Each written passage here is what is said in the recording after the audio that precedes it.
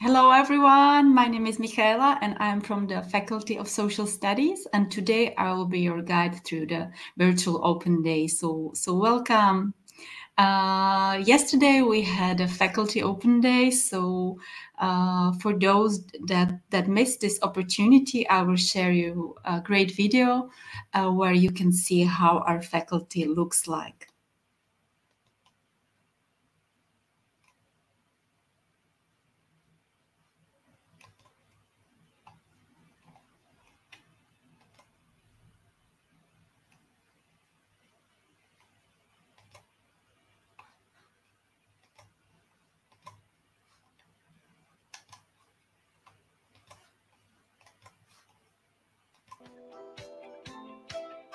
Hello, I'm Hannah, and this is the Faculty of Social Studies. Come on in. This is our atrium, the heart of the faculty and a place to gather. It's also a favorite spot for various film screenings, events, and so on. I simply love it here. This is a perfect place to study, or to discuss work with your friends, or to simply have a snack. But if you want to see how it looks on the roof, no, we're gonna get there later. But now, let's check out the TV studio.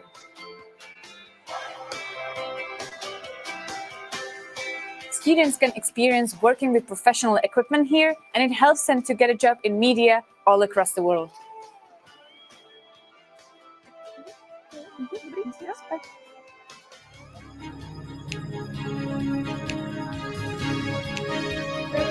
Camera action. This is Hannah checking in from our state-of-the-art TV studio. Breaking news, video didn't kill our radio star. All right, that's a wrap. Come and see for yourself. Actually, our student radio is the largest student media in Central Europe. Oh, sorry, guys, I didn't want to interrupt you. Please continue. You know, this happens quite often because radio is not only about broadcasting, but there's a lot of people in off-air doing marketing, PR, event management, and many other cool job positions. But let's have a look what's happening in the studio. So you told me that you're from Ecuador, right? And you study on Faculty of Social Studies. And what kind of program do you study? I do my bachelor's full-time in international relations and European politics. And do you enjoy it? I do, yes.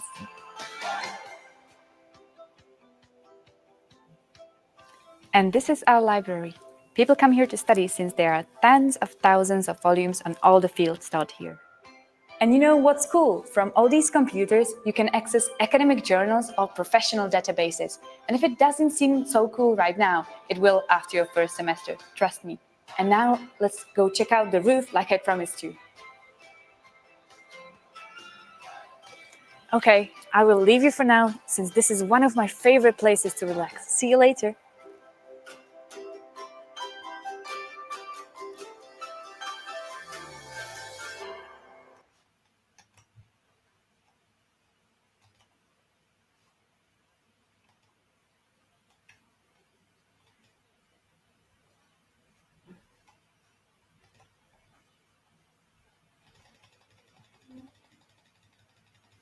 Okay, so I hope you liked the video, and now I will give you a brief details about the program. So welcome to the virtual open day of the Faculty of Social Studies.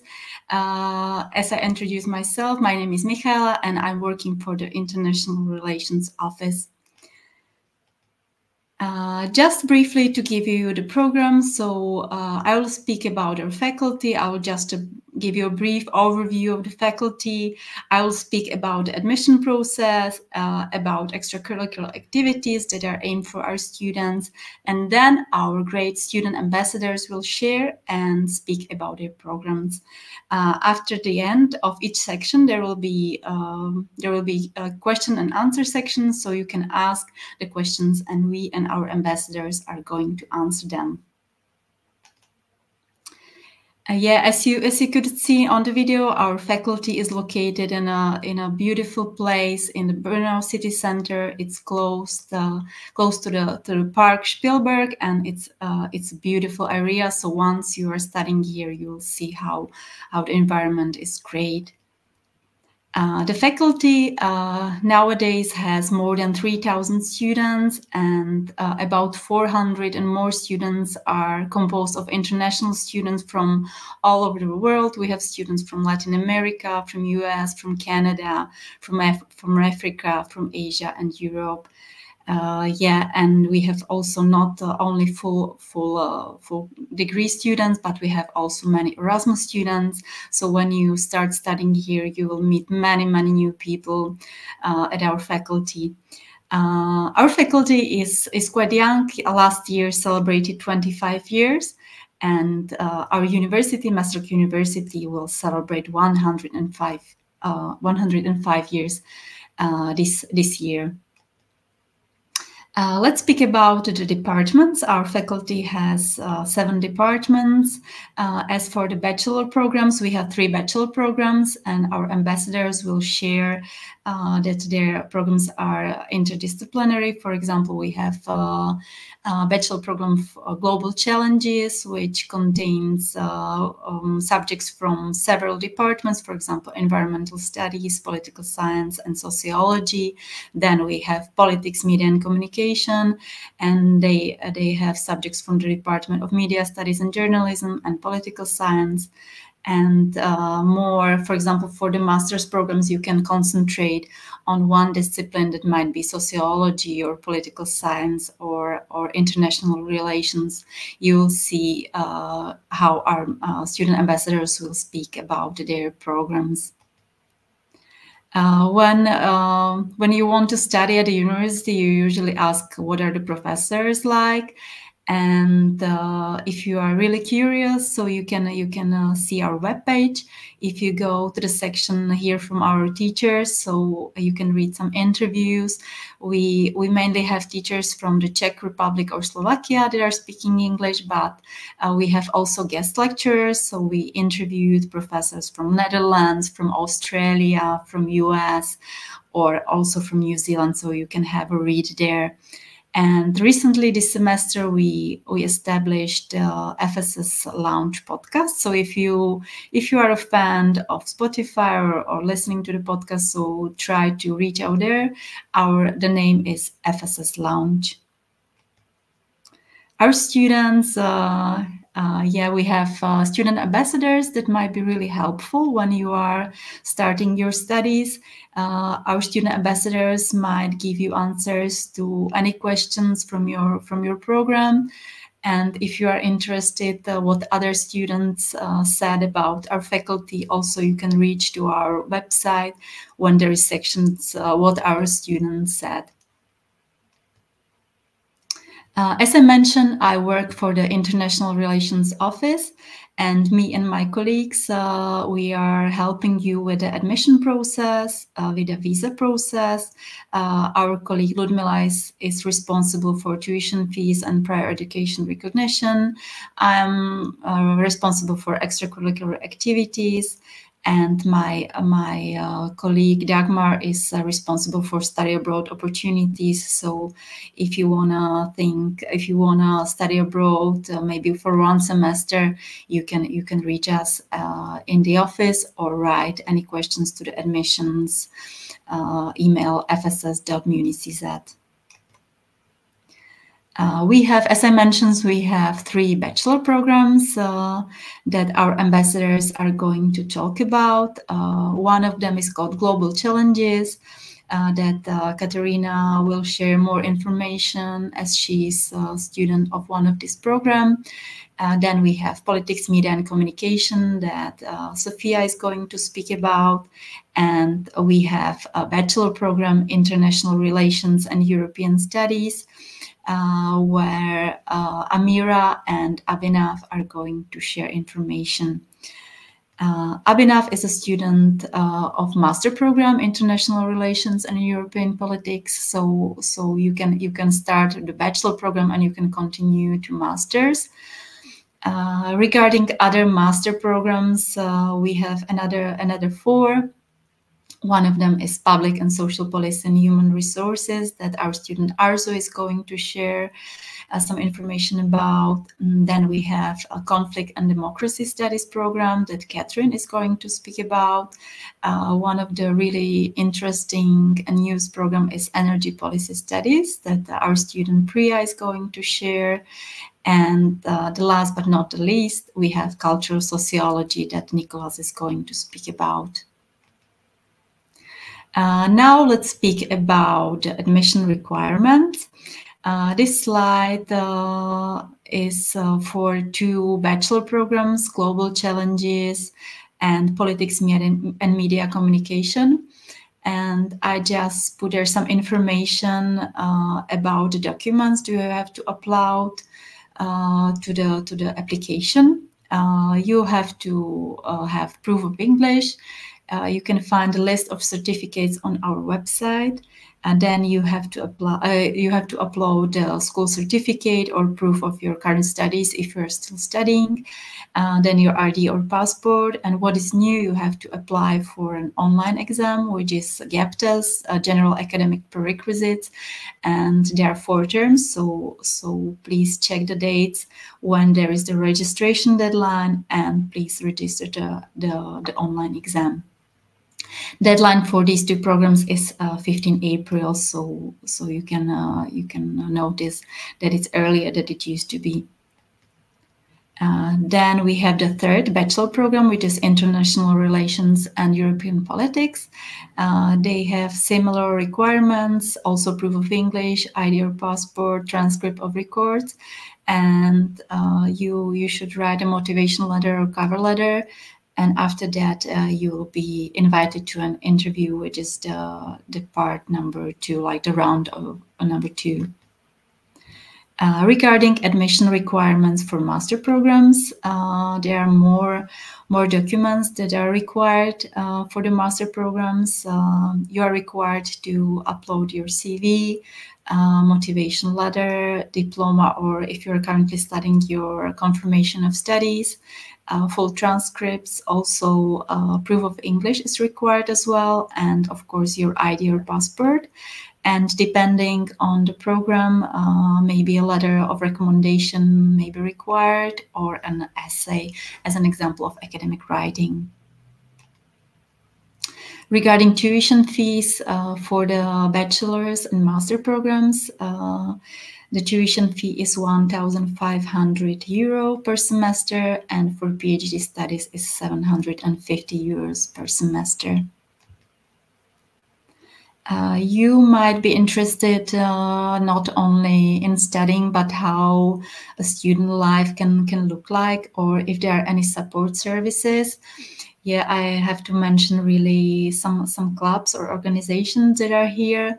At the Maastricht University, one of the biggest clubs is European Student Network, Erasmus Student Network, which helps mainly with the organization of the orientation week, then organizes many events, and also supports new students using buddy programs. So when new people are joining our faculty, they may help them with a start.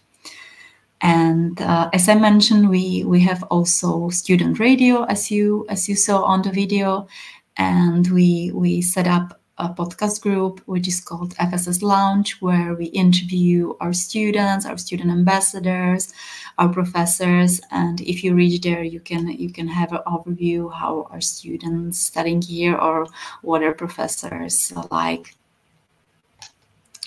Regarding support services, there are a couple of them.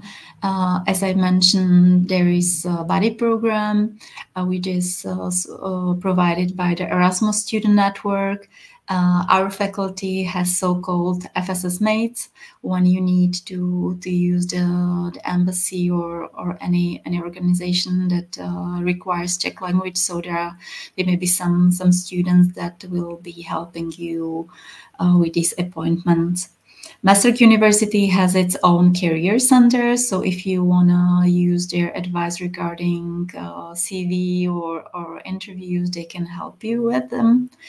And if you have special needs, Maastricht University has also a special organization which is called Teiresias, which is a support center for students with special needs. So you can, if you have any disability, you can reach there for any help. Many of you were asking about the dormitories. You can find more information on this website.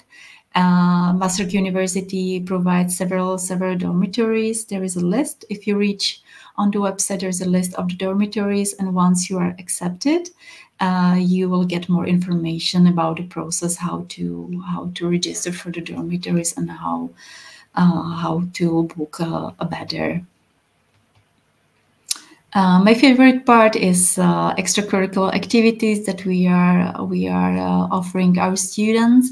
As I mentioned at the beginning of every semester, there is orientation week where there are presentations, there are some trainings. Also, Erasmus Student Network wants the student to feel at home and organizes some trainings, some parties, international dinner as well. So you'll meet your friends there, and you won't be there alone. Our faculty organizes barbecues, so every semester. So we have in spring and autumn we have barbecue in the Spielberg Park. And we organize also a faculty hike. Either we go to the Brno Reservoir or Brno Watchtower. We have a nice walk. Every year, our faculty celebrates Faculty Day, which is in April. It's a nice also day. You can meet many professors there. There are some games and some funny activities, and it's a really nice day for all people that are working or studying there. And recently what we organized, it was Christmas celebration for our students, that we were decorating some cookies and preparing Christmas cards. So I hope all the students had a nice time there. During the registration, I got some questions. So I prepared the answers already regarding visa and so-called student regimes. Unfortunately, the Ministry of Interior, Foreign Affairs and Education prepared some changes that were starting on 1st December 2023. Where unfortunately many countries were excluded from the regime, for example, Ghana, Nigeria, Bangladesh, and Pakistan. And some new, more strict conditions were introduced that, for example, a student has to complete the previous studies not more than 3 years ago. Regarding scholarships, as our tuition fee is really affordable, we have really limited options. There is no fully funded scholarship. There are partly scholarships for accommodation or for some other activities, but we do not provide fully funded scholarships. There was a question regarding dormitories. Dormitories are available, but there are limited capacities. So once you know the information about the registration, you should really be attentive of the day and start your registration as soon as possible. Regarding jobs, our students usually try to find some part-time jobs. But remember that you are first time you are a student and you are not coming to Brno to Czech Republic to work. But still, as a student, you can work. Okay, so if you have any questions, just reach us at email admission@municz, or see our Instagram or Facebook account. Okay. And now I'm going to invite our student ambassadors, and we are going to start to share information about their programs.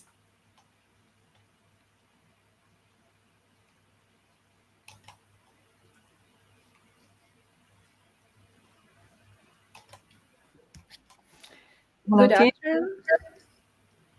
afternoon. Good afternoon. I'm Katerina Melchenko. I'm an ambassador of Global Challenges Society Politics and Environment program. And today I'm going to tell you more about such an amazing program and really interesting facts about it. So let's start. Firstly, what is Global Challenges about? It's about politics, sociology, and environmental studies.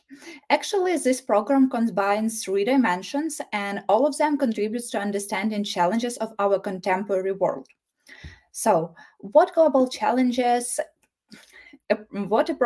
do global challenges use? Firstly, it's comprehensive approach because we are aimed to address present-day global challenges on individual, social, and policy levels because it helps to address them also at micro, meso, and macro levels. Secondly, it's interdisciplinary emphasis. Using interdisciplinary approach, urging students to combine theories from diverse disciplines. We have political block, we have environment and sociological block. Therefore, we combine all 3 fields of studies to better understand all the contemporary challenges and how to deal with them. Thirdly, it's research proficiency. Our program has really intense emphasis on methodological parts. So we have qualitative, quantitative methodology courses, and it really prioritizes a range of research methods, and it helps us to equip with skills needed to comprehend and address global issues. Because in order to address them, we need to find a good tool to research them. And I will talk about the Global Challenges curriculum. Firstly, we have the obligatory courses, which cover the foundation disciplines of sociology, political, and environmental studies. Through this interdisciplinary framework, students can synthesize knowledge from multiple perspectives, fostering an understanding of global challenges. Also, we have the selective courses, which help students to delve deeper into their fields of studies. This includes topics as migration, social anthropology, propaganda and disinformation, climate change, etc. Yeah, so really a wide range of obligatory and, of course, selective courses helps students to delve deeper into the foundation of global challenges. Here are the examples of the courses from the obligatory. It's Globalization and its Challenges, Central Europe, Politics and Society, Environmental Studies, Political Science, Methodology. We also have like qualitative and quantitative methodology. It's a separate subjects. Also main issues in sociology and social movements. As you can see, selective courses are more diverse and they can emphasize such specific topics and blocks. For example, fake news, climate change, communism, IE in political science, sociology of forced migration, money, yeah, and I really appreciate that we have a wide range of selective courses, and I really like that in our program and in our faculty, the new courses appear really fast. For instance, IE, Artificial Intelligence Political Science, is a completely new course, and it appeared as fast as artificial intelligence became popular. And it's really important because it's really day-to-day issues. Yes.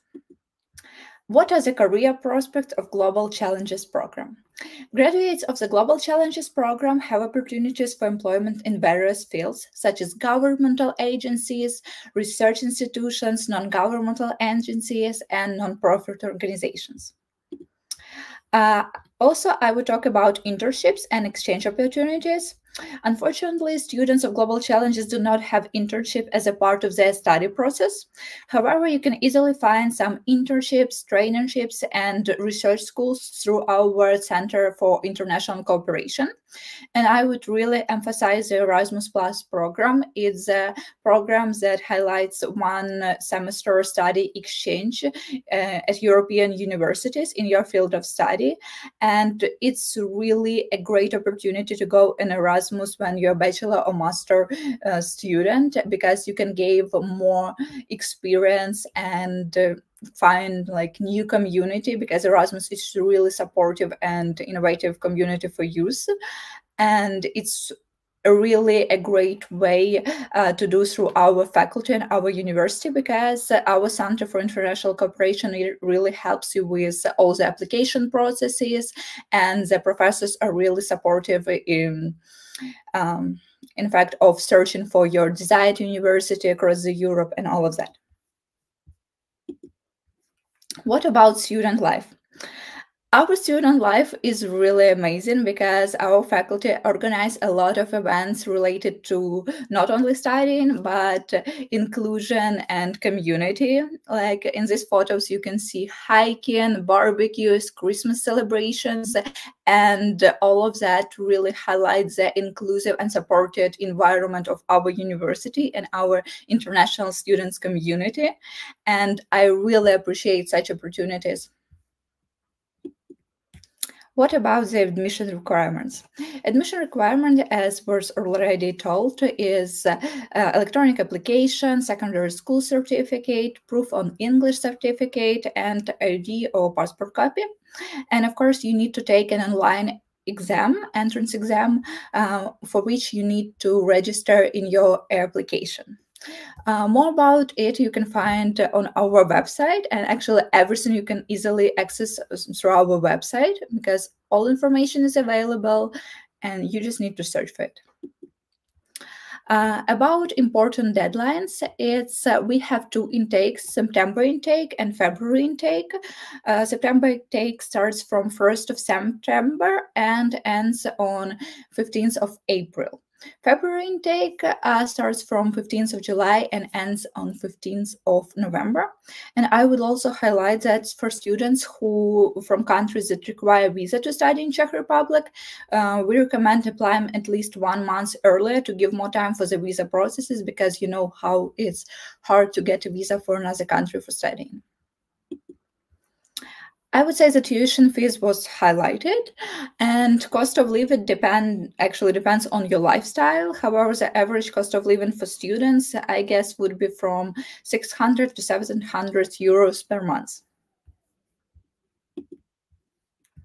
So Global Challenges is about combining politics, sociology, and environmental studies. All of them are really important and day-to-day issues, and only through combining them, we can really access and address global challenges of our contemporary world. And this program is really innovative field, because actually this program train today's students for tomorrow's challenges. And I would say that I really appreciate that I'm studying it, and I'm a part of such university, such faculty, and such supportive community. Thank you. You can ask question directly to our admission office, or feel free to contact me directly. There is an email, and if you have some question, you can type them into comment section and I will answer them. Thank you. Thank you, Kate. Thank you, Kate, for the presentation. And I'm going, there are some questions, but I just...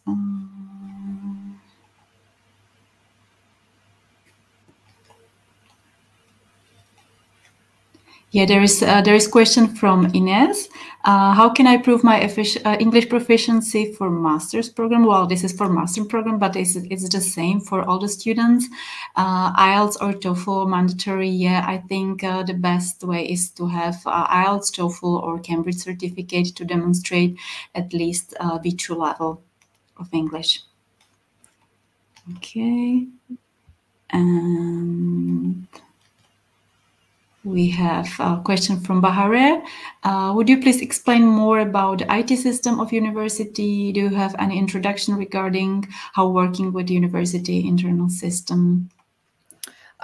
I would say that yes, we have information system where all the information is available for students. There is like our curriculum, our courses, and actually all of that. And during our orientation week, we have some classes regarding the information system and how to operate with this. But actually everything is pretty accessible, and after one month of studying, you get acquainted really easily. And I do not think that it could be a problem, because it's really a great system and everything is accessible. Yeah, and you can also find help or ask for help from your students or ambassadors, or even like other people, professors that can help you with it. Yeah, thank you.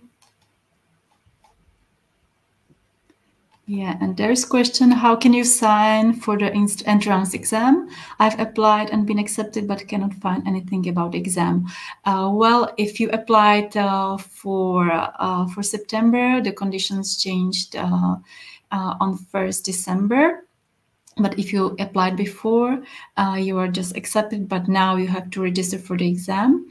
You can register if you got your acceptance document, so you are already accepted. But once you are still waiting for your documents, you have to register for the CO gap test.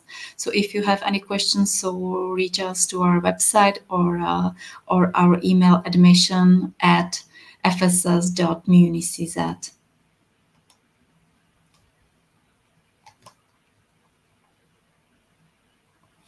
Okay, thank you, Kate. And I think we'll proceed with another program. Thank you.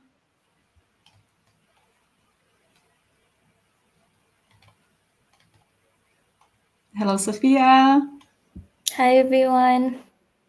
My name is Sophia. I'm the student ambassador of the Bachelor Program Politics, Media, and Communication. Today, I'm going to be talking about why you should apply to this program and some facts about this program.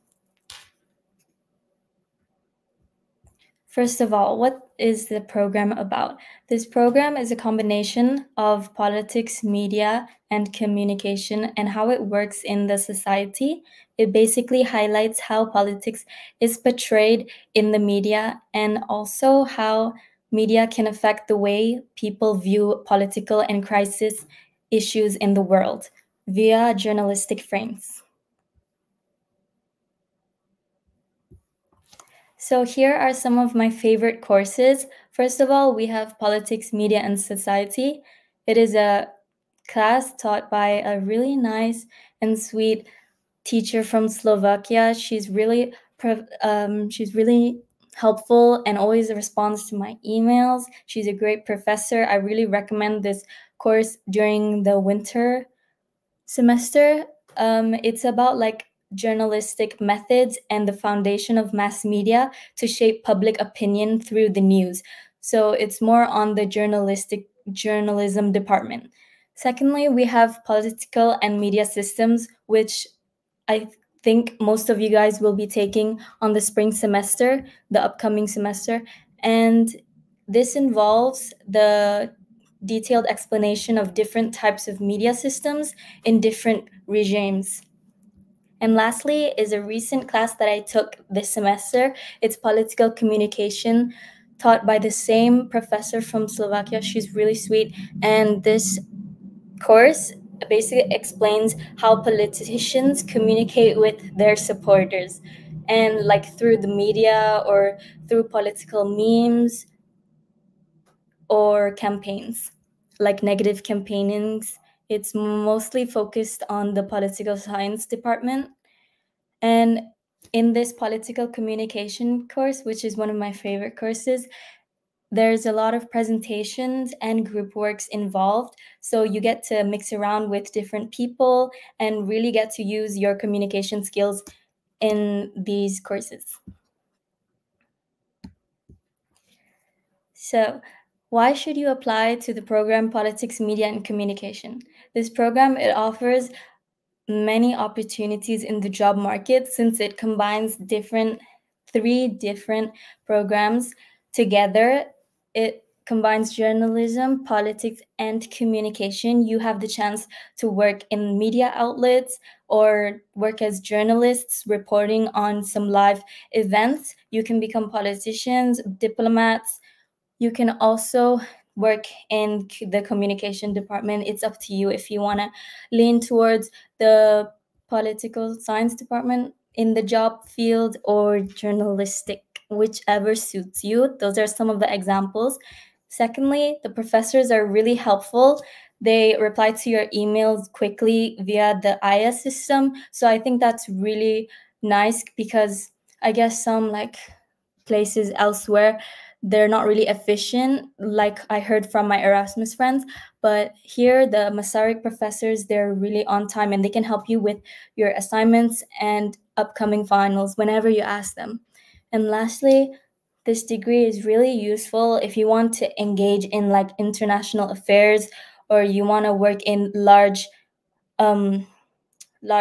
companies or outlets, because it's well known. It's famous for like politics, and you can work in like United Nations or whatever, where we also have a mock for the United Nations that will be explained by the other ambassador. And yeah, considering all the events happening in this world right now and all the world crisis, you can learn more about how politics is portrayed in the media and all the combinations, and how the media and politics work together to leave an impact on society. That's my presentation. Thank you so much for listening. And if you have any questions, you can let me know. Thank you, Sophia. It was a lovely presentation. Yeah, thank you very much. I have one question. What was your most interesting subject that you had?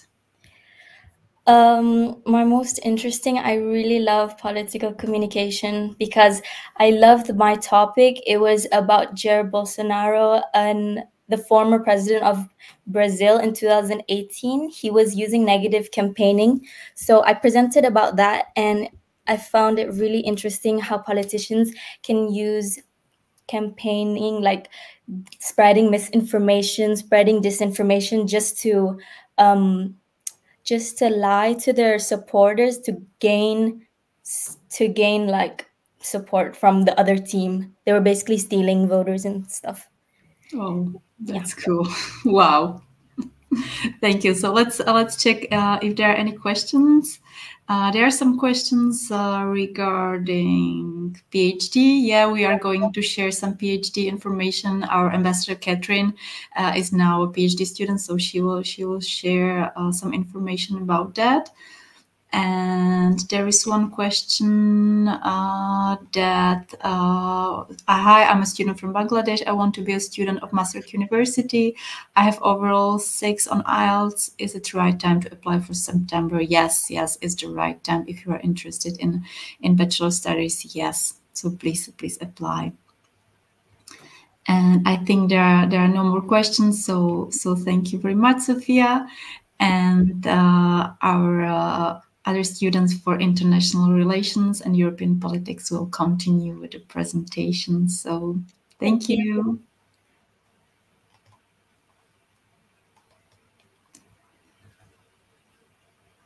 Hello, guys. Hello, everyone. So I'm Abhinav, currently studying my master's in international relations and European politics, and joining me today is the very special. I'm Amira. I'm studying my bachelor's in international relations and European politics. So nice to see you guys here. All right. So with this presentation, we aim to discuss the academic objectives of international relations and European politics, what you will be studying, how studying is like here, because I think Michaela, Kate, and Sophia already did a tremendous job explaining everything else from the structure, admission process, and everything else. So we'll be more course specific here. So why should you study international relations and European politics? I cannot stress enough how good the subject is. First of all, you would study it to get skills and essential knowledge that you would require if you want to become a diplomat, a risk management expert, a journalist, a political reporter, or a political scientist, or anything like that. These skills are very high in demand, and a lot of the companies nowadays are looking for people who can navigate geopolitical risks in such a way that they can make the jobs of multinational corporations much easier, because the world that we live in is extremely unpredictable. So these are just skills that are extremely good to have. Amira, would you want to add something about why you should study IR and EP? I truly agree. I cannot stress enough, as Abhinav said, that how important it is right now to have a bachelor's in international relations or a master's in international relations, especially because an internationalist is somebody that knows about politics, about social issues, and about economics. It's the whole package, and that's why businesses and everybody is trying to grab their hands into an internationalist. So really, really consider this program because it's so important right now. And yeah, I think that would be it. Yeah, perfect. I think you can now speak more about the bachelor's program that we have here at Muni. Yes, so the bachelor's program, we decided to divide it in like 5 parts, so you can see a little bit of what it consists. The first, we believe that you should choose the bachelor's program because it helps you mold your path. We have a smaller core of compulsory courses, but all of them are the basis for international relations and European politics, and they are very easy to understand. They really give you intro to what it is international relations and what it is European politics. I feel like without these courses, I wouldn't have been able to understand the very, very core of how Europe and how the international stage works. And we also have tons of optional courses. And as the semesters go by, they keep changing. We'll show you a little bit furthermore about how they look like and everything. And the university always has a very broad selection.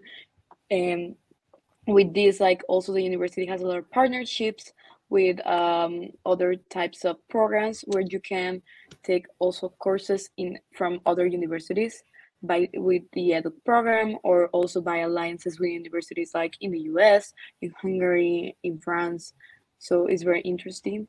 And we also have a very large community. Currently there's around 160 students from 48 countries. I think the number is a little bit more now, and Mihail already mentioned it in the beginning. The number keeps just getting bigger and bigger as the semesters go by.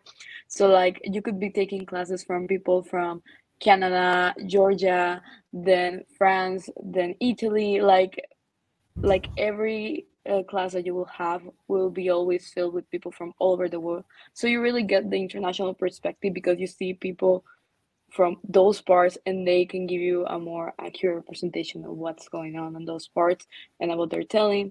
And also the department hosts other English programs, so you just don't have to limit yourself to international relations and European studies, although it's the best. We cannot deny that, right, Abhinav? And I especially cannot deny that. Yeah, I studied the bachelor's program. I just graduated last year. It has been a tremendous journey for me. As you can see, I'm now in the master's program. So yeah, just the aspect of flexibility and the amount of courses that you have is just a very interesting aspect to have, because you can do anything from economics to conflict analysis to even something related to sociology in international relations or conflict psychology. So there's everything for everyone, and you just have to make the best of it. I'll speak more about the master's courses now. They are intended to build knowledge from what you have gained during your bachelor's. They build core competencies and then focus more on actual practical skills. I recently took a course which had us design a developmental project as a project management course that we did, and now we are still waiting for the results of it, but we had to do a pitch, we had to get data, we had to get the monetary aspect of everything quite done. So the courses are very intensive and require a lot of expertise, and you will gain a lot of skills while doing so. You will have things from policy drafting, data analysis, everything that you will need in your future career will be provided to you with this master's program. It's very intensive. It's a very good course. That's why, I'm doing the master's right now after the bachelor's. And I have to emphasize this as well, that the professors here are literally guardian angels of yours, because they are very nice, very cooperative. They always respond on time, and if something goes wrong, they will try their best to help you. A lot of things went wrong with me during the bachelor's, and the program guarantors, as well as the study advisors, they stood by me, and they always supported me, gave me good advice on what to do and what not to do. So yeah, it's a very close-knit community, a lot of people from all around the world, as Amir already mentioned, and the professors are just simply top class. They know what they're doing. So I'll talk more about why you should choose our department specifically. First of all, the program, I would say, is very cost effective when we compare to rest of the European countries, and the ranking of Muni also, aligns with it. So, it's a good course, it's a good university. You can start specializing in different careers right from the get-go. You have the flexibility to choose elective courses as you want them to be. The compulsories, you have to be sure that you do them. But with the elective course, as I mentioned, if you like economics, you can take those courses. If you have something to do with more math related, even you can choose that. And of course, you can even choose courses from other programs that are offered here at the Faculty of Social Studies, like from politics, media, and communication, or global challenges, if you find something that's actually viable for your interest. And the best part about studying here is how less students there are in like each classes. So some classes, the compulsory courses will of course have like large amount of students there, 40 students or even 60 students. But with the elective courses, because the focus is so specific on certain things, and many people have different focuses. So you will get a class with 10 people or 15 people, and the professors can have individual focus on you and help you grow better in your careers. So I think that's a very important aspect on what needs to be done. And now, of course, Amira can discuss more about the optional courses that we have, and maybe even a favorite course that she took. Yes, so as I was saying before, we have a really, really broad variety of optional courses. These are literally just a few of them, and just so you can get an idea. And as you can see, they talk about something so specific as the European Union to other regions all over the world. And there's even more. For real, don't be fooled by just these few, because there's many. And also we have I think the advantage that we can take courses outside from our field of study. Of course, not a lot when it comes to the bachelor's program. I think with the master's, there's more flexibility, but at least with the bachelor's, we can take other courses and we can focus a little bit more on certain regions if we're interested to. But again, the courses are very diverse. My favorite ones personally have been peace economics, which is about sanctions and how the economic aspect of building peace. I think it's a really interesting course, and if you come to Massachusetts University, especially if you apply to our program, I really suggest that you take it. It's amazing, and I think it's one of the best courses I have taken. But I have also taken other courses relating more which what I'm interested to, which is the understudies, and it's just insane the variety that we have when it comes to the programs. Abhinay, I don't know if you have a favorite program as well when you were studying your bachelor's. Oh, for sure. Peace economics, like Amira said, is the best course. You'll have so much fun while studying it.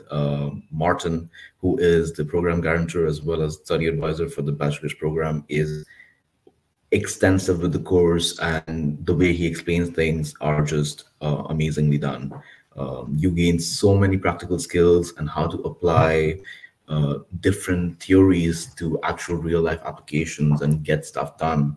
You'll learn a lot with peace economics. On another notice, there was another course offered by another visiting lecturer called Foreign Policy Analysis, and that was actually a very good course as well.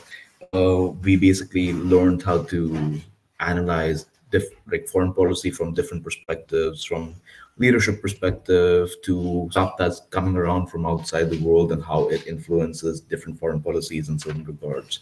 So these were my favorite courses during my bachelor's. Right now I'm studying my master's, so of course I have a class called the Theory of Cooperation and Conflict. And it really is a very good course, teaches you a lot, very practical, I would say.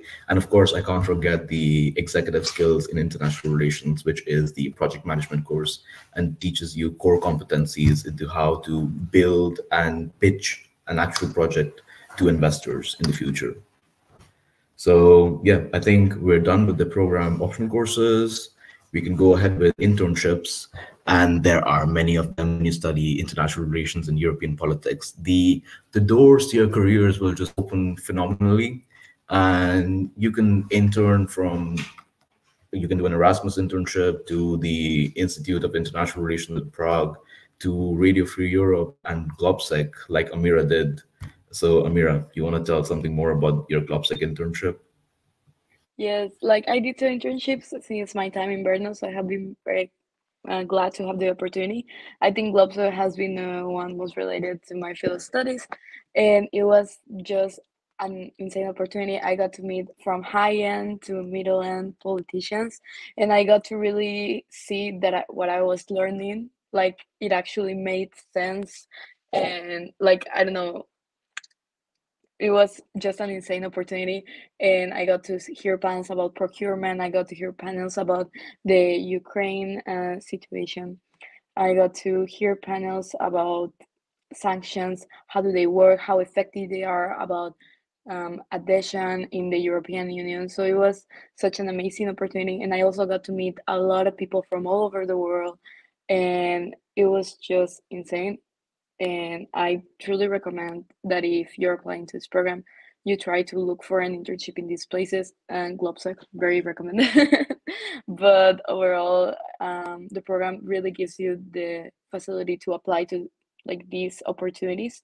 And because we are from Masaryk University, which is considered one of the most prestigious universities here in Central Europe, like it's very easy to access to these opportunities.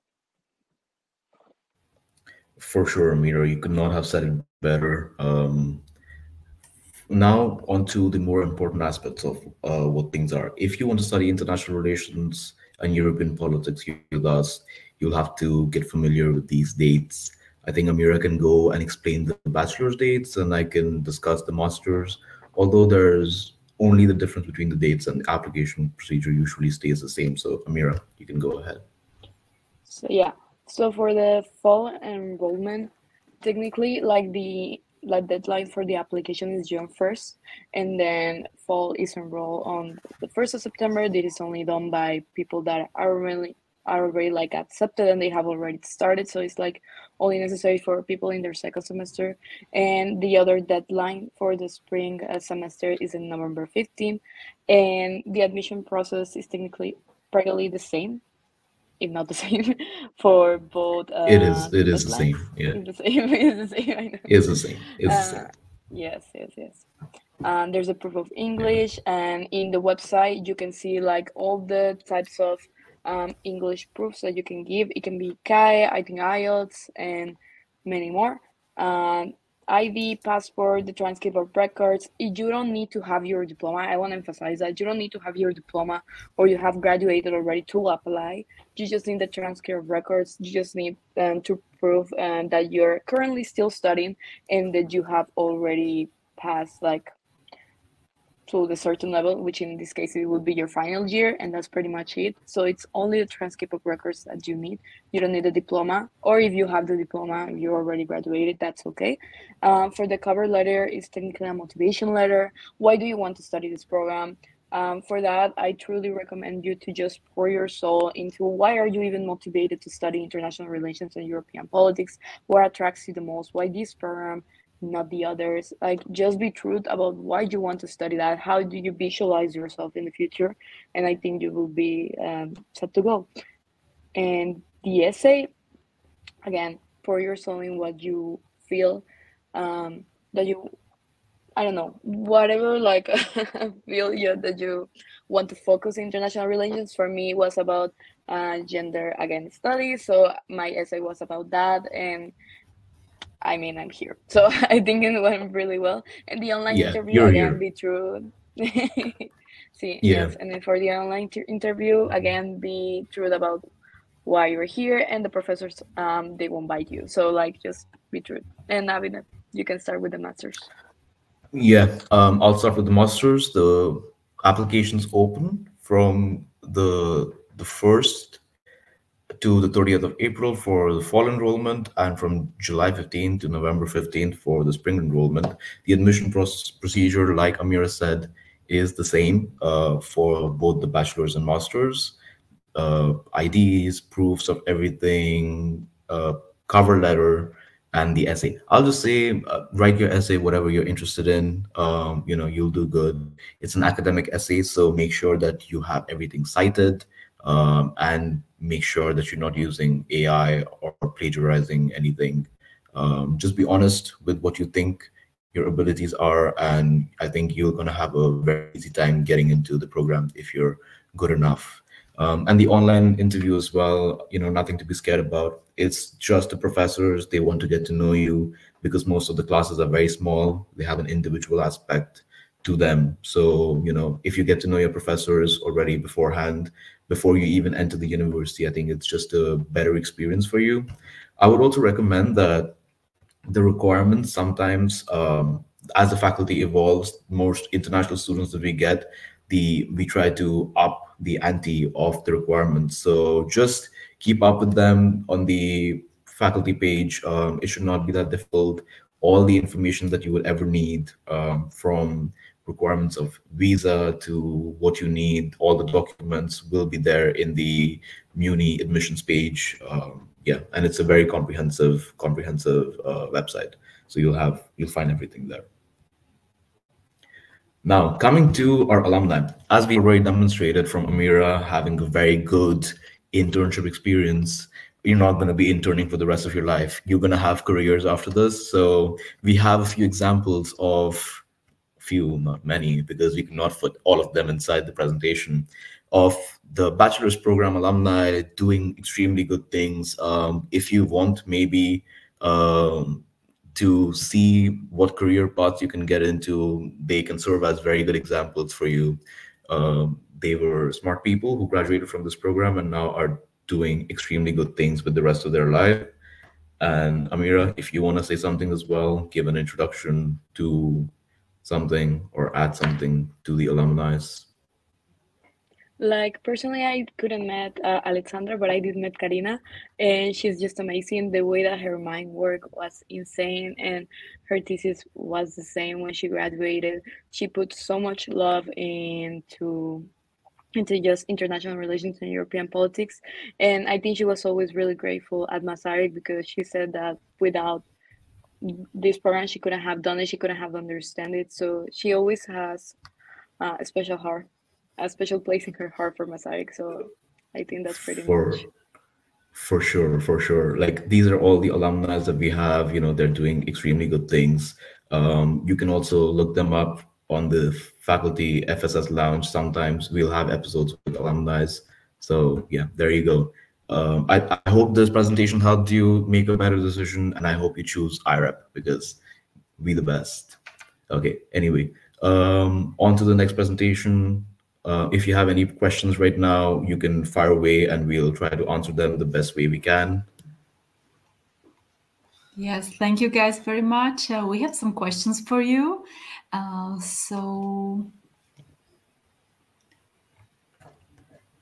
There's no word limit for the cover letter, but it should be around like 500 words. It should not be that long, because at the end it's a cover letter. So like, don't do like 1,000 words. Now that's like, but around 500 words is recommendable. I would say stick to one page. One page is enough information, or you can go maximum like 1.5 page if you really have to discuss a lot of things. But 1 page is standard limit. Just stick to that and you should be good. Okay, thank you. Yeah. And there is another question. When is the interview meeting for master fall semester? Well, we cannot give you a specific date for any interviews. You give in your application, then you should have a professor or a faculty member reaching out to you, giving you details about when the interview is going to be scheduled, and you can go about telling them if that date is comfortable for you, or would you like to have something else done. So, it depends from every person. There's no fixed thing to be done. And this, just to add a little bit, and it's the same for the bachelors. So great. And there was another question from Bahare. Please explain more about supervisors' advice in process of writing thesis and proposals. For sure. I think Amira, since she's writing a thesis right now, is a better person because she has the experience. Although I wrote a thesis as well, so I can add later. But Amira, there you go. Your chance. I think it all depends on your supervisor. For the moment, my supervisor is really helpful. She gives me a lot of advice and what should the thesis include right now, at least for the literature review, which is like the vital part, because that's gonna let the people know that you know about the subject and that you have recovered all the information about it.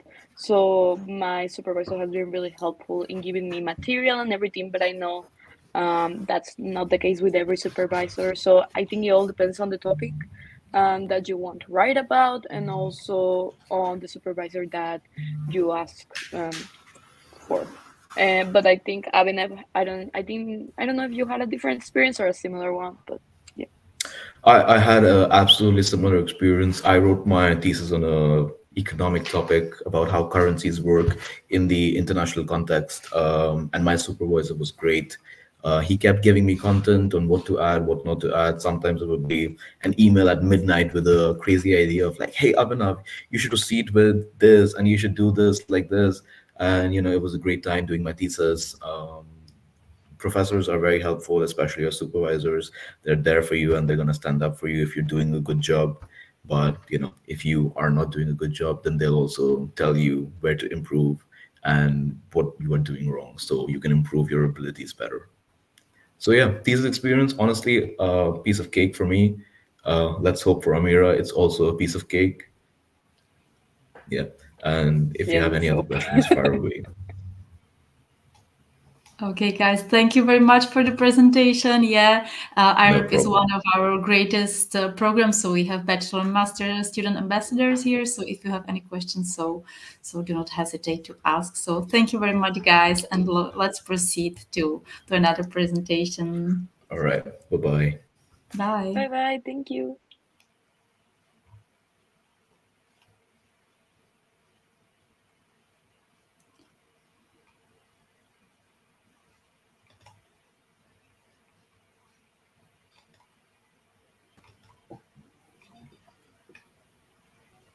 Hello. Hello. We are trying to add our presentation. Yeah. Diana, if you can.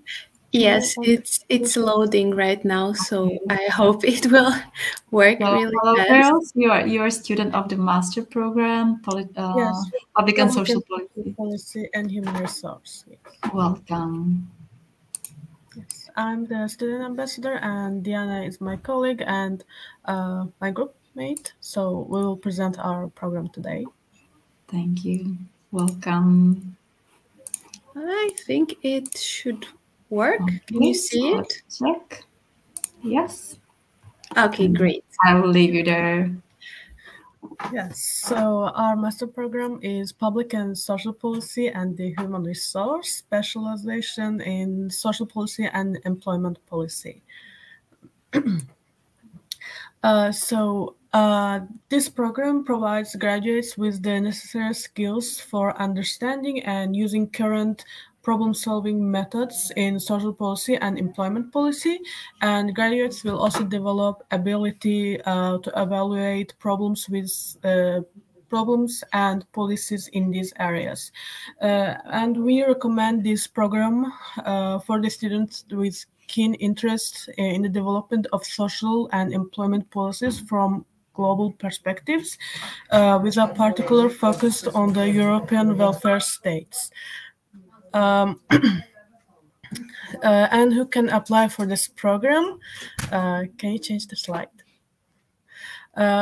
When it comes to joining our master's program, we are looking for candidates who have successfully finished their bachelor degrees specifically in social policy, public policy, or closely related to the field, maybe like public economics, public administration, or developmental studies.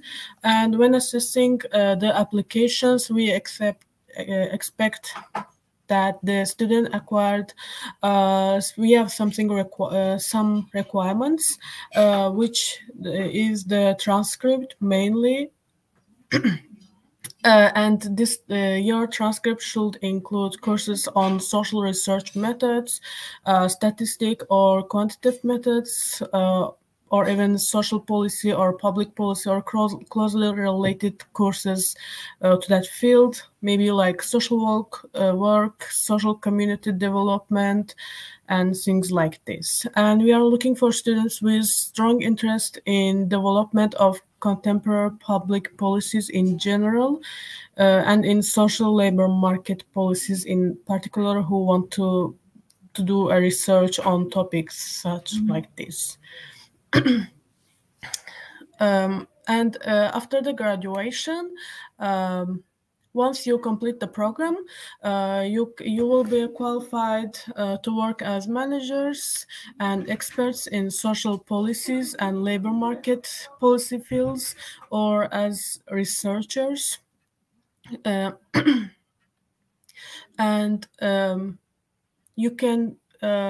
you can work as social worker, maybe as coordinator in the designing or implementation of the public and social policy programs, as a teacher of this field, or possibly in other types of roles depending on employer's need. And about where you can do these jobs, in state administration and self-government organization areas, at labor offices, in non-profit organizations, and in research universities and research institutes. And my colleague will continue from now on. Hi, I'm Diana, and if you liked so far what this program has to offer for you, then I will go really briefly through admission requirements, because they are pretty much the same as the ones mentioned before by the other ambassadors. So, of course, you need the bachelor degree in the fields of public or social policy or some other social science fields. I personally studied political science before, and that already gave me an insight and overview of how policies work, how administration is done. So that would also help you as well. But other examples could be economics, management, or other public administration fields. So, of course, given that we are focusing also on the human resources aspect of the policies, it would be a benefit for you to know a little bit about this management and what human resources is. As it was mentioned, you need to have a motivation letter and other relevant documents as it is specified on the website.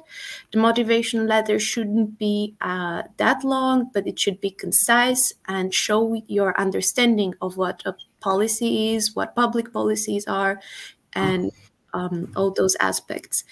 The evaluations are made based on the documents you submit, and they are evaluated from 0 to 100 points. And if you have the 60 points, you have a passing level, and you will be also invited to an interview. Remember these deadlines, the 1st of September until the 30th of April this year. So you still have 3 more months to apply. There's plenty of time. And here I will show you a small overview of the study information. So it's a master, it's a follow-up master program. So that means you have to have a finished bachelor program in a relevant field. It is a full-on master, so that means you will be studying full-time, and it is a single subject. So it is not it doesn't have a minor and a major, but within the master studies, you can choose a specialization. There are a lot of courses you can choose from, but I will quickly tell you about my favorite ones.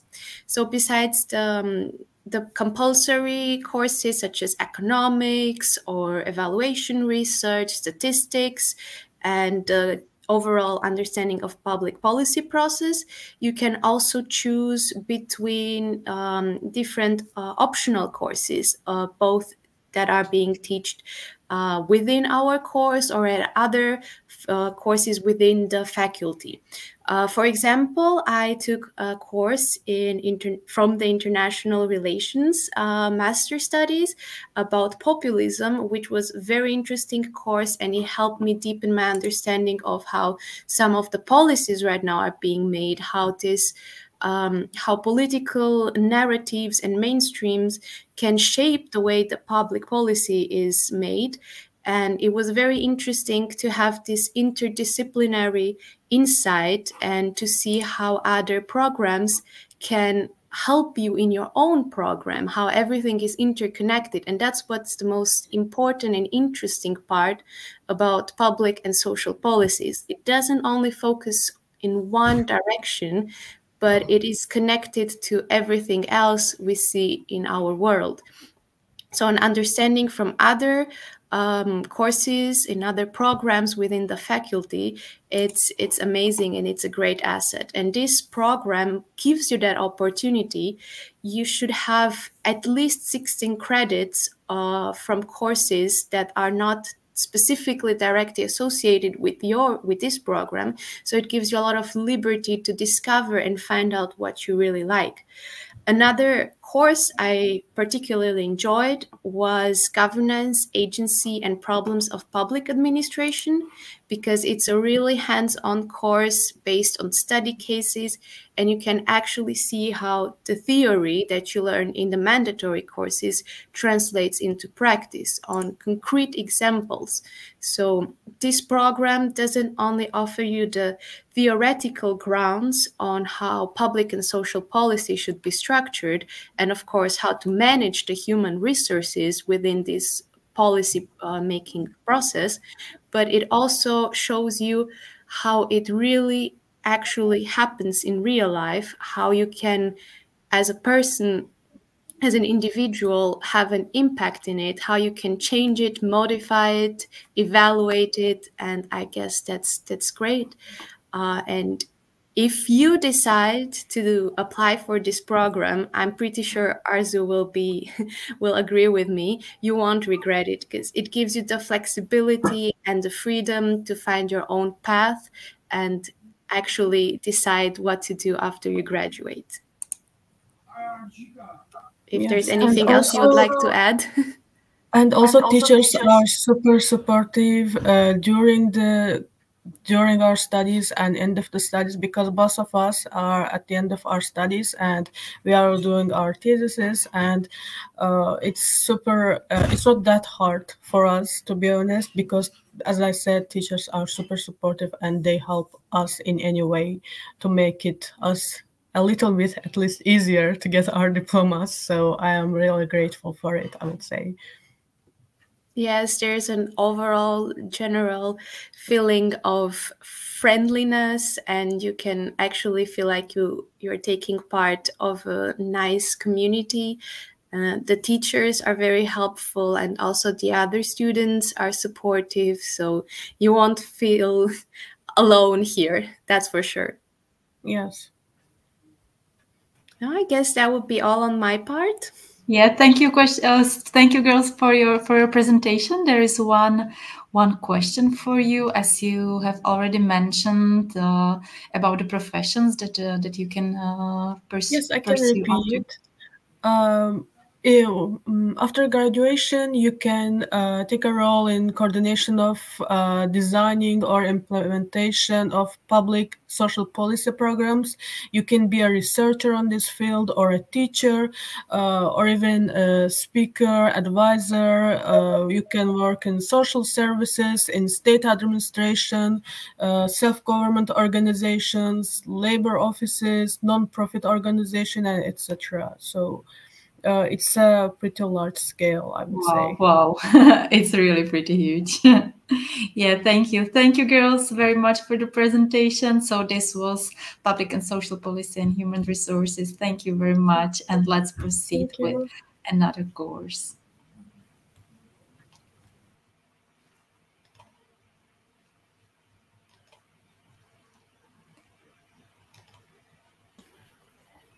Hello, Catherine.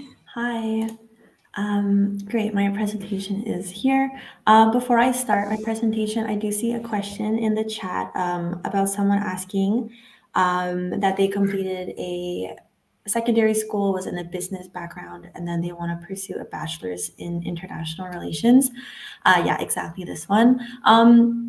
Just to let you know, I completed my bachelor's degree in business as well, and then I decided that it wasn't for me, and I would prefer to go into political science.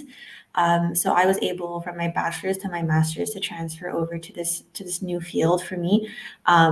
So I think it should be doable as well. You know, from a high school to a bachelor's degree. The one thing is, I was asked during my interview to kind of explain why I was making that switch and if I would be able to keep up with my classmates, obviously, because I was coming from a different field, but I had done a lot of research, you know, on my own beforehand, and it was something I was interested in. And of course, the first semester, I did find it quite tricky, but it got better and it was fine in the end. So I just wanted to address that before I start. Okay, thank you. And Catherine, as you are a current PhD student, can you share after your presentation some information about PhD? Yeah, for sure. I'd be happy to. Yeah, thank you. Yeah, so I'm the ambassador for the Conflict and Democracy Studies Master's Program. As Mahela said, I've already completed this degree, so I'm happy to speak about the admission process, but also about anything else throughout the degree. So if you have any questions, do not hesitate. Just some core information about the program. So all the courses are taught in English, so it's great for international students. Obviously, if you want to take some language classes, that is available as well. Students can start in the fall or the spring semester, which I think is really great. I took an extra semester to do my bachelor's degree, so it was great to have this flexibility to start whenever I wanted. And then, like the other master's degrees, it's a 2-year, 4-semester degree totaling 120 ECTS, and that includes the thesis. Core courses, which I'll cover again later, they cover relevant theoretical concepts in the study of democracy, democratization, and conflicts, as well as methodology. The elective courses are so broad and there's so many to choose from, but they offer the opportunity to specialize in different fields that might be interesting to you, like information warfare, propaganda, terrorism, populism, or even regional conflicts.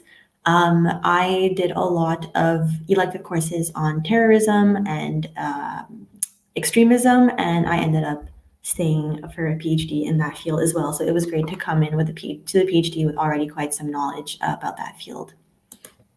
So program objectives. The program prepares students for careers in like so many different fields, obviously concerned with conflict and democracy, but that is very large because that touches almost everything in society. I stayed in academia, but you could also go into humanitarian organizations or NGOs or even think tanks. I also have a position at a think tank, so I'd be happy to discuss that as well.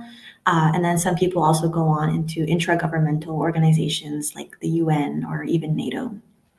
So the program really equips students with skills to analyze diverse political actors and events. And it also allows us to think about these situations in a really critical manner and to really think independently and to, just be able to assess what is going on in the world. So this is the program structure that is available on the program website if you start in September. So in the fall semester, which is what I did. These are the mandatory courses. So I quickly go through just some of my favorite ones. In the first semester, I really enjoyed conflict analysis. Obviously, my first 2 semesters were spent online because of COVID, so the situation is a bit different, but I still think conflict analysis is as great in person as it was online. I really enjoyed it because every week, for example, one student was in charge of doing the summary for one of their readings. And then it was put in a Google Doc and all the other students had to participate. And because we were all online and it was our first semester, we didn't know each other. It was a great way to kind of build connections with our classmates. But I also think it was a great way to get the students to do their work. So I think it was really efficient. In the second semester, I really enjoyed democratization and de-democratization. At the end of the semester, we had a final presentation where we each had to choose an event that touched upon democratization or de-democratization. And I thought it was really interesting because everyone was an international student and a lot of them chose events that had happened in their country. We got to really get an interesting point of view and honestly learn about things that maybe I hadn't even heard about before. So that was really great. I did my presentation in that class about the transitional justice process with Indigenous people in Canada. And when I realized maybe how little my classmates knew about it, I actually decided to dedicate my master thesis to that as well. So already in my second semester, I had a pretty good idea of what I was going to do towards the end. And then also in my third semester, I really enjoyed conflict management. We only meet 4 times per semester for this course. And every time we meet, it's for many hours, and we're given a scenario of a current conflict, and we're also given different roles, and we're split up into teams, and basically our job is to negotiate and come to a final solution. It did happen that we didn't come to one, and that's okay as well, but it was a really interactive class and it was so much fun. And I think it's like one of the most unique classes that I've taken. In terms of these selective courses, so you need 28 ECTS. I wrote here that is 4 courses, but that is 4 courses if they are 7 credits each. Obviously that can differ, but 7 is usually the norm. From this list, I took the courses Dilemmas of Counterterrorism, Hybrid Warfare, and then I also completed an internship, which I will discuss in the next slide. But you can also take courses from other departments, so you don't have to focus only on this list. But this is obviously classes that relate the most to conflict and democracy. So this is what I did. This was my study plan. In my first semester, I took 4 classes. Actually, in my first 3 semesters, I took 4 classes. I thought that was a really good amount. I think 5 might be a lot. 4, when they were each 7 or 8 credits each, was really ideal. It gave me enough time to focus on everything. So yeah, this is how I split up my course load. In my final semester, I still had to take 1 more elective, so I decided to do an internship while I was writing my diploma thesis.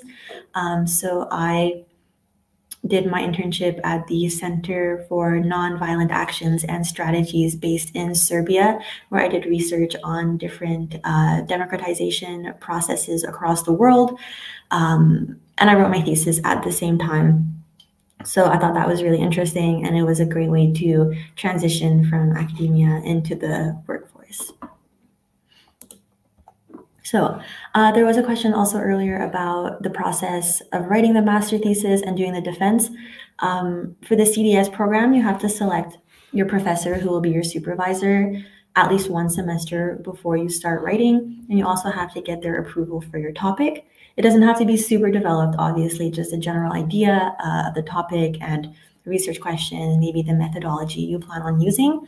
So that has to be settled 1 semester in advance, and then the thesis is anywhere from 70 to 110 pages.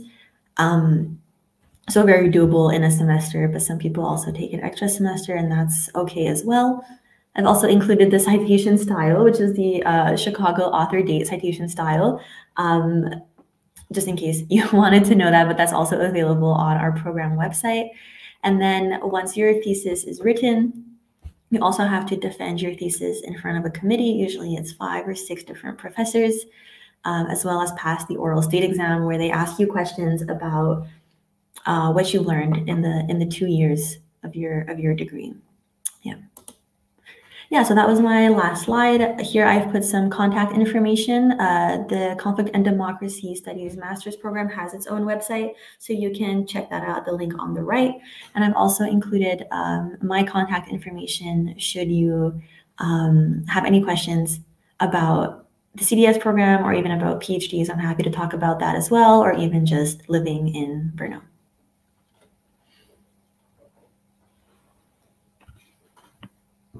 Oh, Mahela, I think you might be muted.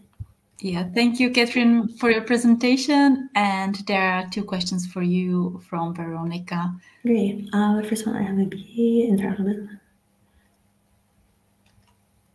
Okay.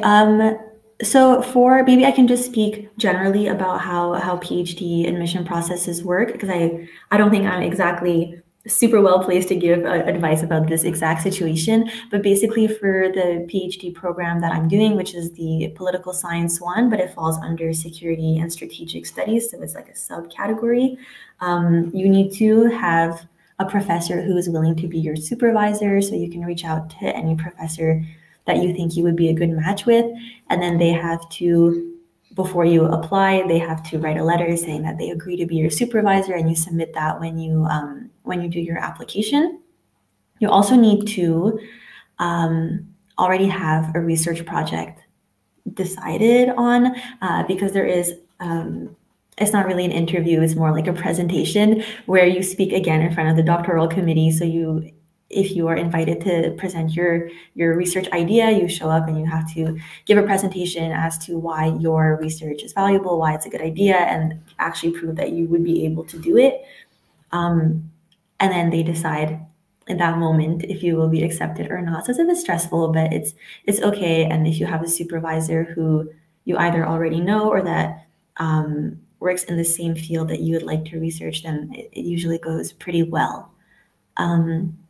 If you'd like to do a PhD in politics with a focus on terrorism, I know that the 3 PhD students that started, or the 2 that started with me in the security and strategic studies program, I think one of them is in just the political science one. We all study terrorism, radicalization, extremism. That might just be like luck of the draw that we are all studying the same thing and started at the same time. But there are a lot of professors who are experts in this field, so it should be quite easy to find professors with that experience.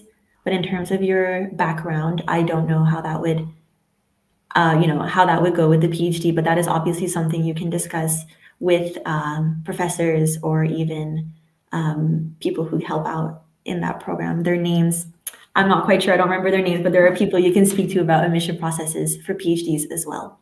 Yeah. You can speak to Gabriela Braunerova, who is in charge of PhD program.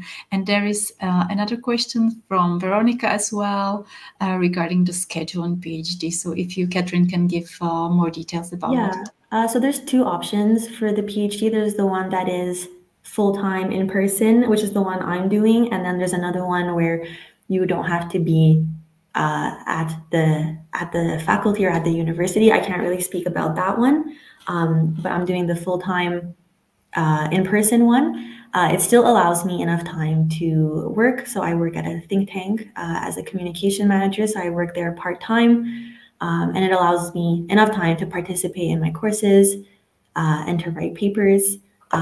This semester, I was also a teacher for the academic writing course, so I did that as well. And then you also have to be a teaching assistant to 2 classes per semester, I think at least for the first 2 years of your PhD. Usually that involves a few presentations throughout the semester, but mostly it involves correcting student papers at the end. So there is enough time to get everything done, and we're not expected to take so many classes at the same time. Right now I'm taking 2 or 3, and then also doing the work as a teaching assistant. So it's been quite manageable. And the teachers are quite flexible. So if there's anything, I'm sure they're always willing to accommodate. So yeah. Okay. Thank you. Thank you very much, Catherine, for your presentation and all the information. And let's proceed with another master program. So I will welcome Priya. Hello. Hello, and she will be sharing details with the master program Energy Policy Studies. Hello, everyone. My name is Priya, and I am the student ambassador for the Energy Policy Studies program. And I would like to introduce this program as a very interdisciplinary program, and it's quite new at our faculty. So starting with the interdisciplinary factor, we study a myriad of things. We study how energy is closely related with the environmental impacts, how it is important for economic development, how policies and decisions are made for you to get your electricity, for how the governments make it affordable, how security and geopolitics work around energy, how countries form their policies and security measures to secure their energy supplies. And we learn about the politics and public acceptance or opposition towards how we uh, think about energy and how it creates conflict. We also learn about the social aspects of it, and we learn about energy transition, which is the most important aspect in today's world. We need to transition to a renewable and sustainable energy regime. And so the program is truly very interdisciplinary. It takes you from technical to social to environmental and just an overall holistic view of how energy is interrelated with our lives. So why should you apply? Well, apart from the program being very unique and interdisciplinary, we have a lot of really interesting courses. So these are some of the courses that I took. And first of the, so you take courses in spring, and some are only offered in the fall semester. So you should be taking the oil and gas course in the spring semester, and I would really suggest you to take the electricity industry course. It teaches you about how some resources like coal and gas and oil become from their natural state to the electricity that you get. So it is very technical and it is very interesting. So you would learn so many things about the electricity industry, how it is priced and everything. And the one of the other courses was energy poverty. It talks about how people around the world have different access to electricity and gas, and how we don't have the equal opportunities, and there is a disparity among countries, and we how can we deal with it, how can we deal with energy poverty, and how can we uplift people from that poverty. And there's courses about policies. Obviously we learn about policies in Asia, which was a really interesting course. We learned about policies in China, India, and the Middle Eastern countries. So that was really interesting. Then we have law courses as well. We learn about the laws that are that govern how energy is regulated around the world. And the last very interesting course is about energy and society. We have two courses in this field. One goes through with an introduction about how the society and energy are intertwined, and the other course goes through the theoretical perspectives of it. It takes you from securitization to capitalism to Marxism to how social policies and social processes are made. So it is very diverse, I would say, and it is really interesting. And so these are some of the reasons that you should apply to the course. And next, yeah, our course is very unique. It is very relevant to what we see in the world right now, and it is very practical. So you gain very practical skills to navigate through this journey of yours. And one of the best things is the professors. They are very patient with you. They will navigate the way through the world of energy for you, and they have wonderful papers that you can read, and they will answer all of your questions.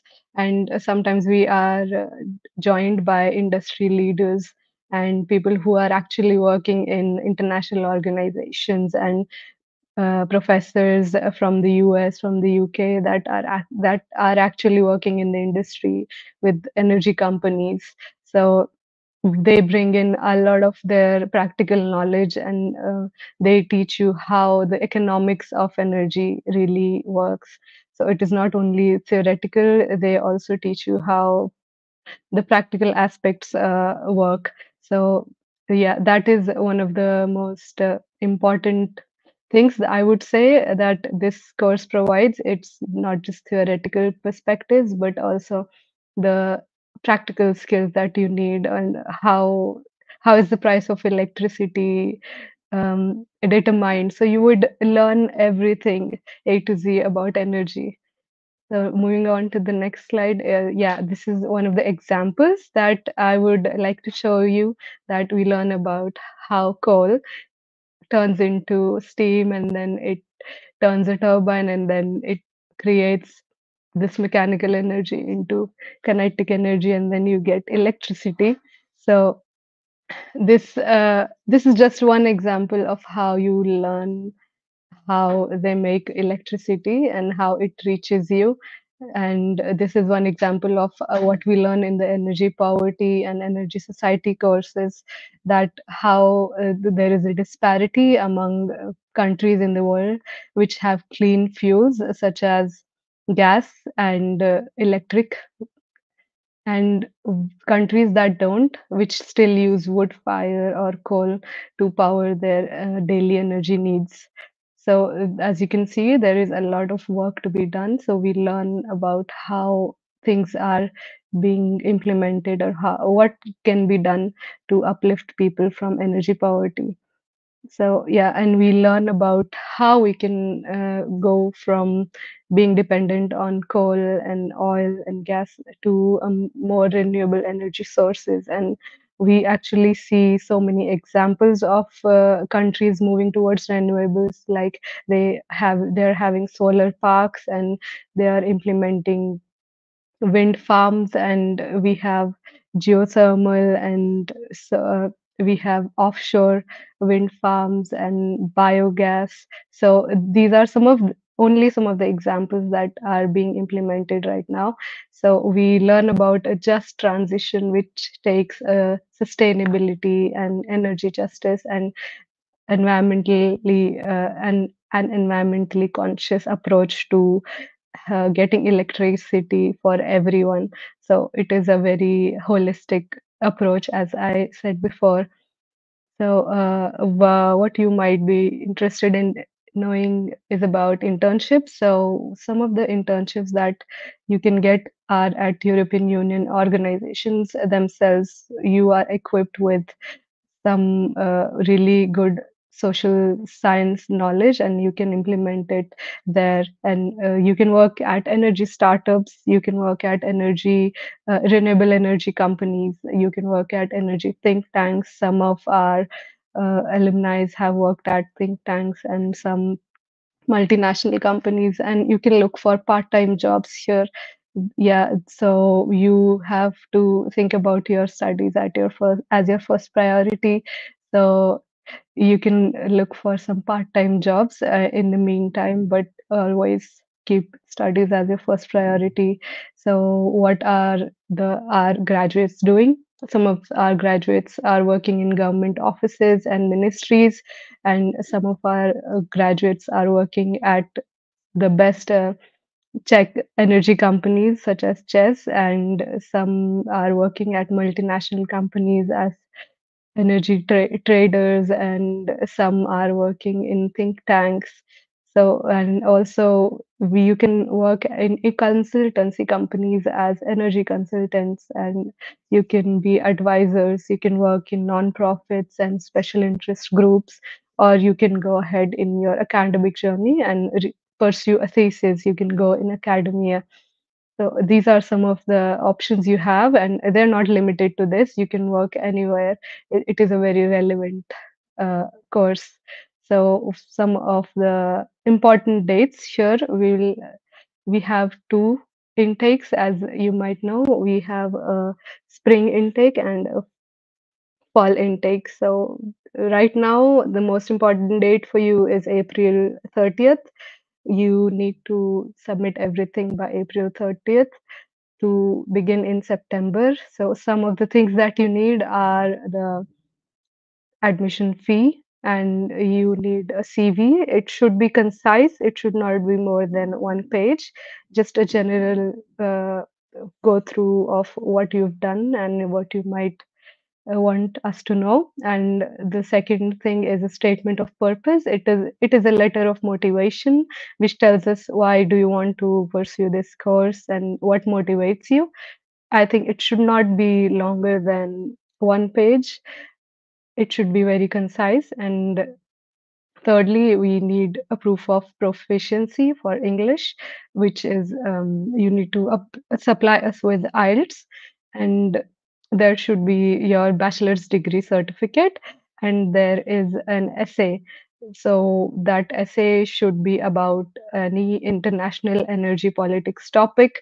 It could be anything about your country or some other country, but I would suggest you to go to the course website, and there are some example questions for you. And there is also some material, some links, some podcasts that you can listen to, that you can go through before writing your essay, so you have a better um, understanding of what you want to write, and then you are better prepared for the interview at last. So you need to sit for an interview. So it will be, it is not very formal, so you don't need to worry. It is very uh, I would say the professors just want to know your motivation, why you need to, why you want to study here, what motivates you, and why are you interested in energy, and what are your plans. So it should be uh, not very intimidating, but I would suggest you read all of your application once more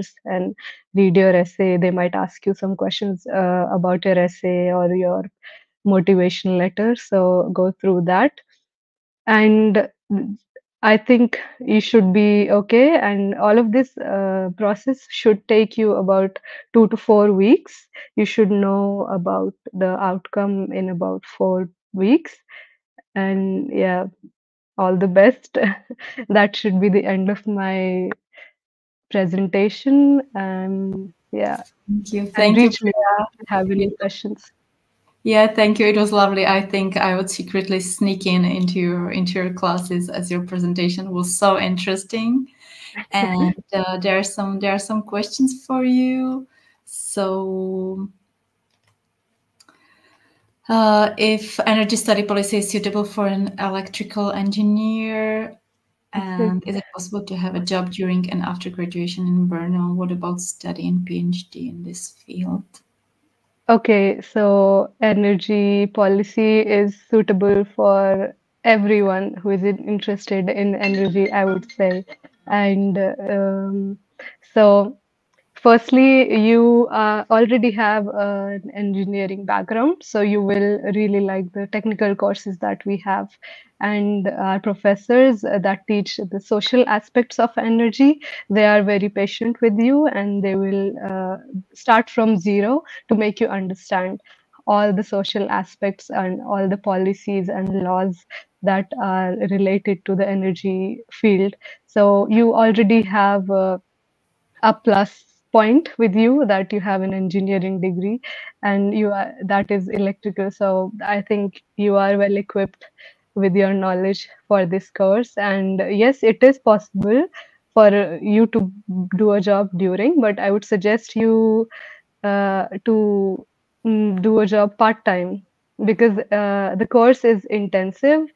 There are a lot of requirements for you to pass every course. So you need to do a lot of assignments and readings. You need to write papers consistently every week. So I would suggest you make this a priority while you are studying. But yes, of course, after graduation, you have so many opportunities. As I talked about, you can work in multinational companies. There are so many companies here in Brno, especially there are some car manufacturing companies like Skoda, and you can since you are an electrical engineer, I think you have a great future here in the Czech Republic. And yeah, and apart from that, you can work in think tanks and some European companies, and you can also so since we are learning here about energy, there are some conferences that you can go to and figure out what do you want to do and how you want to approach your journey in this field. And thirdly, what about PhD? So we have our alumni that go into PhD, and it is I would say it is as as well equipped as the master's program. Our professors are really they are very, very sweet. They will help you, they will guide you through the whole process.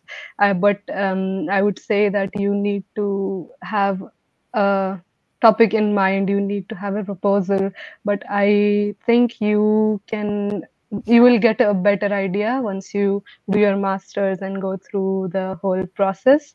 I'm still in my master's. I just completed my first year.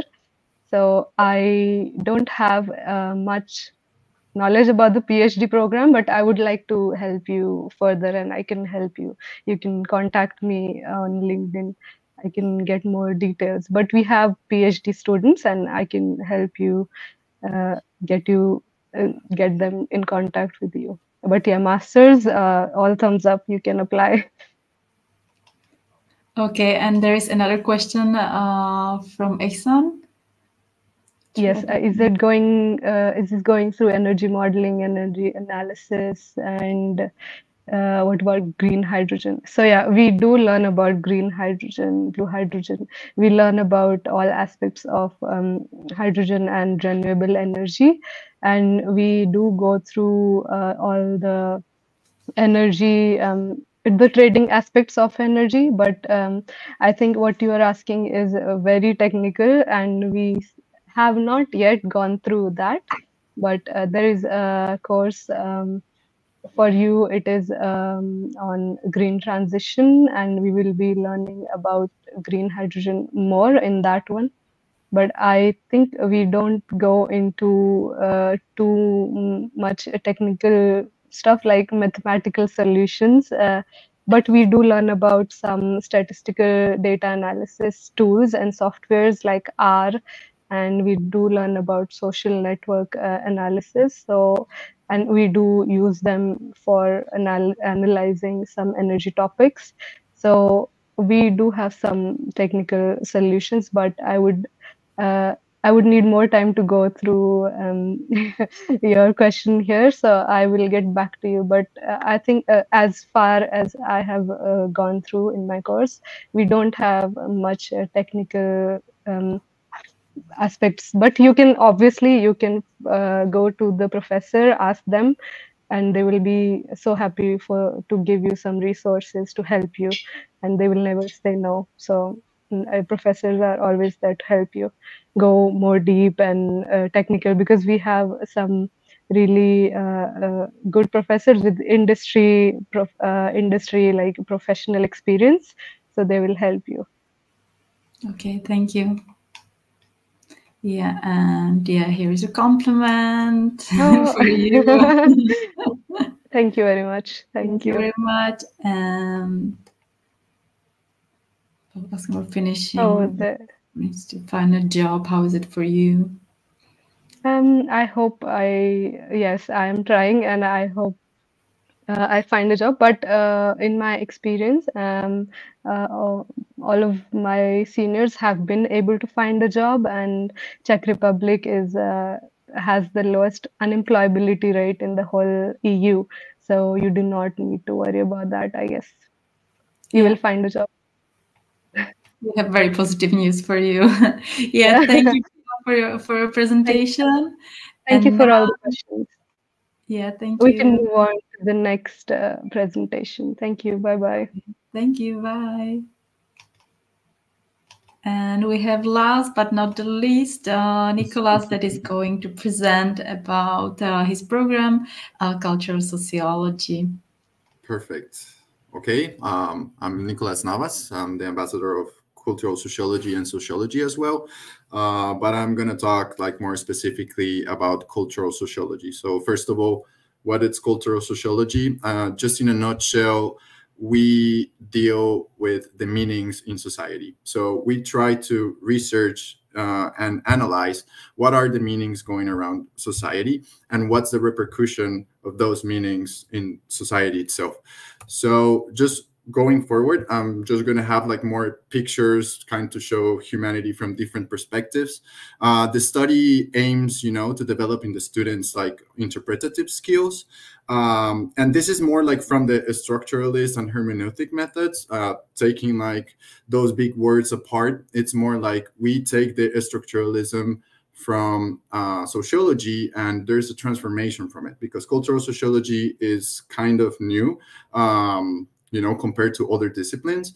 And in the hermeneutic methods that we deal with, hermeneutics basically is the branch of knowledge that deals with the interpretation of text and things as well. And it's basically how society interprets things is the way that we are trying to research about and to see what are how that affects society in general. So analyzing also like those cultural meanings is really important nowadays, that we are having like a bunch of things going on in the world, and we try to understand what is going on and what are the motivations, for example, of certain actors. So what we focus is also like in those meanings, how they change a long time through history, and how they circulate all around. There's a lot of social phenomena that for us as common people is difficult to understand, and that's basically our job as cultural sociologists, is to analyze what is going on in society and kind of taking those really difficult things that it's difficult to understand and make them as simple as possible for society to understand it. So the influence of different communities over other communities, and also as well like things as scandals or conflicts, we try to research what are those meanings behind those actions. The core of the program, you know, we deal with specific methods. We have something called like a toolkit that is just certain theories that we work with in order to approach different social phenomena. And at the same time, like we research about almost everything, because we are humans and humans live in society, and basically everything that is made by a human or the interaction between humans is our matter. So it's a really broad thing to say, but that's actually interesting because we can also like we as students, we can follow different paths. We're never like researching about the same thing, and it's as open as the variety of the world itself. So there's people that research about pop culture, some others about the concept of money in society, some others about why people are vegan, and so on and so forth. I have, you know, like a couple of pictures, and meanwhile the pictures are going around, I want to tell you about how the semesters work. Basically, the first semester is like a more compulsory semester where we have the introduction to what cultural sociology is and sociology in general. The second and third semester are a mixture like between compulsory classes and some selective courses. In the selective courses, we have stuff like migration and transnationalism, culture wars, rebellions and social conflicts, writing sociology as well, because like basically all our work, it's made through papers. So what we do is to just make like final papers for our classes where we are having like an argumentative position. So we are here for writing things, and we learn as well how to write properly, like academic text. Our research is really varied. So we have like selective courses as well, like some others will be like the collective memory, morality in the public sphere, current themes in sociology, that this is kind of what people are talking about in academia right now, and transnational studies, that is really interesting as well.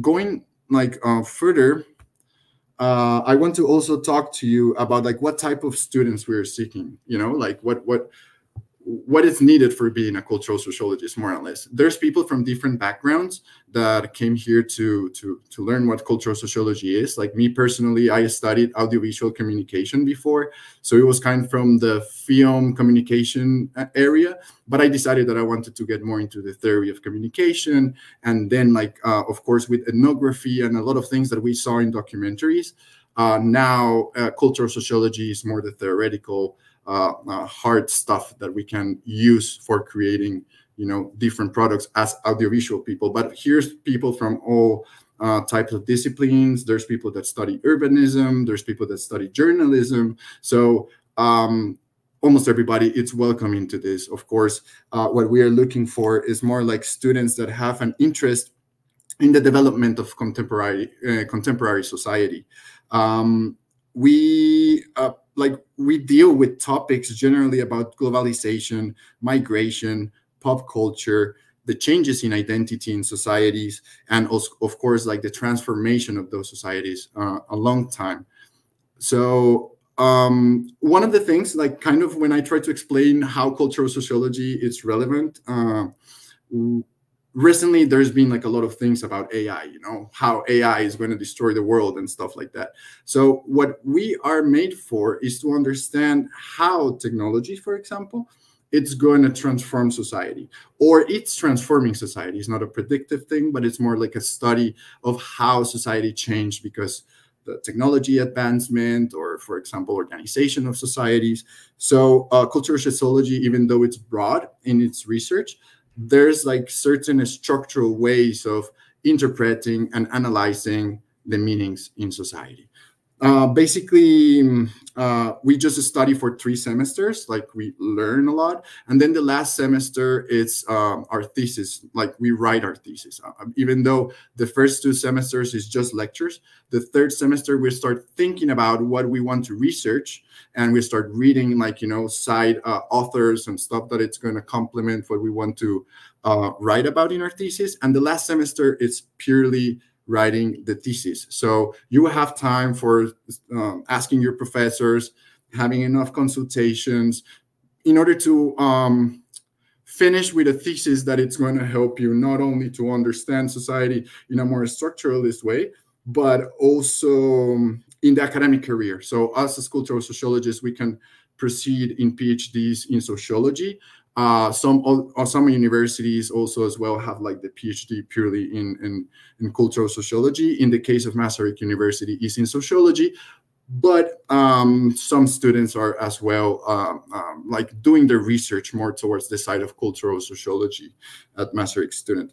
And yeah, basically, like we come here to read, research, and write. That's basically what us as cultural sociologists do. If you have like any questions or anything, you can reach me out in my account. And yeah. Thank you, Nicolas. Yeah, it was a great presentation. And I think I'm going to check whether there are any comments or questions. No, there are no questions for you. But I would like to ask you, what was your most favorite class that you've taken? Yeah, like I would say the first introduction to cultural sociology, kind of understanding what it was about. We read like stuff from 100 years ago, you know, how people interpret things as winking the eyes, or why the fact of wearing a hat and moving the hat meant a lot of different things. It opened my mind towards how society works. Like we're unaware of certain details that go around. But recently, my favorite class was about AI and technology. Because, you know, in these current times that everybody's freaking out somehow, like how AI is going to transform society, we found ways of understanding, like actually AI has a lot of potential in helping humanity, and is not going to be done harmful at the end, but it's what we are researching about right now. So it's something really interesting to debate about. Yeah, amazing. Yeah, I think AI is the topic number one of every subject. Yeah. Okay, so this is the end of our day. So thank you very much, Nicolas. Thank you very much. Have a good day.